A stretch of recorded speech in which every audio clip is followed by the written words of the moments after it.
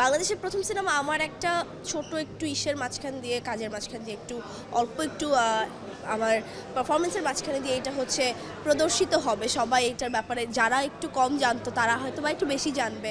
তো অনেকে যেমন আমি মিউজিকটা আগে তেমনভাবে শুনিনি, তো অনেকেই হয়তো বা আছে এরকম যেটা শুনেনি।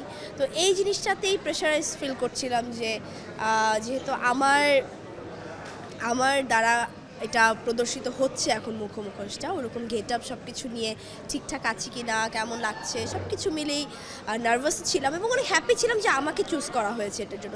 ইউনিভার্সিটিতে ঢুকলে আমি যে সেলিব্রিটি এই জিনিসটা ভুলে যেতে হয়, যেটা আমার সবচেয়ে প্রিয় জিনিস, কারণ আমিও একটু নর্মাল পিপলের মতো ফিল করতে খুব পছন্দ করি এবং আমি চাই যে এই ফিলটা আমি কখনো করিনি, আসলে ফিলটা কেমন আমার জানার অনেক ইচ্ছা।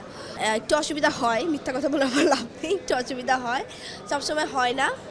কোনো সময় দেখা যায় আমার প্রায়োরিটিটা সবসময় পড়ালেখাতেই থাকে।